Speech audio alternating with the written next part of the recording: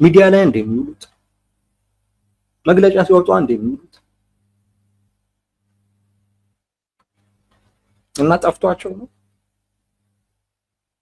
ብልጽግና ነው ያደረገው ማለት ከብዷቸው ነው አይደለም ጉዳዩ ሌላ ስለሆነ ትምህርት እንዲቆም ወስነዋል።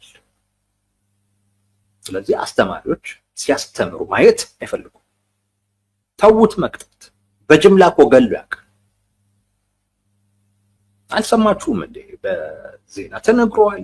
ራሳቸው በድምጽ በተጠለፈ ድምጽ ቅጁ ያወሩት ነው። በመግለጫ ሁሉ ትምህርት እንዲቆም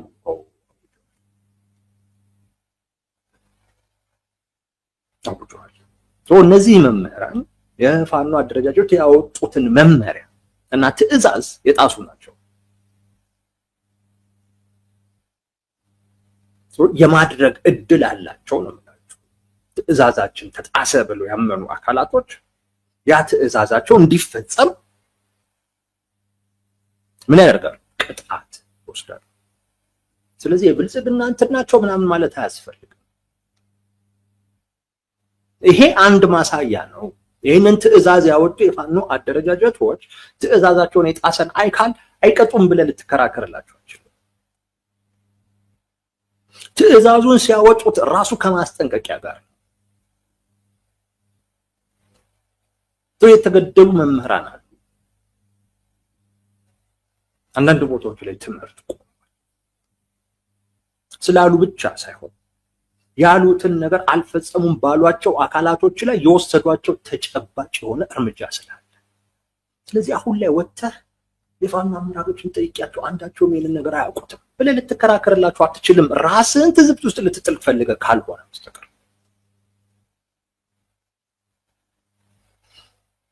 አንድ ይሄንን ነው። ሁለት እንዲህ አይነት ድርጊት ሲፈጸም አንድም ቀን ወጥተው አውግዘው አያውቁም። ሊታመኑ የሚችሉ ገለልተኛ ናቸው ተብሎ የሚታሰቡ የሚዲያ አካላት ራሱ እንኳን ዘግበውት ወጥተው አስተባብለውት አያውቁም።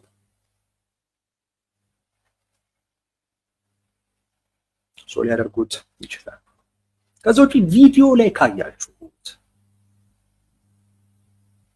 ቀጮቹ የሚናገሩት ነገር አለ። እኛም እኮ ማስተርስ አለን ምናምን እኛ እሱን ትተን እዛ ገብተን አንተ እዚህ እንዲህ እንትን ትላለህ እንዴ ይሏቸዋል። ከዛ ውጪ የሚቀርጹበትንም ዓላማ ይናገራሉ። አሁን ይሄ ተቀርጾ ይሏቸዋል ሶሻል ሚዲያ ላይ ይወጣልህና እያንዳንድህን የባንዳ ተግባርህን ሁሉም እንዲያውቀው እናደርጋለን ይሏቸዋል። ዝም ብሎ የተቀረጸ ሳይሆን እንዲወጣ ተፈልጎ ሁሉ የተቀረጸ ነው። ፐርፐዝ ነበረው ሲቀረጽ።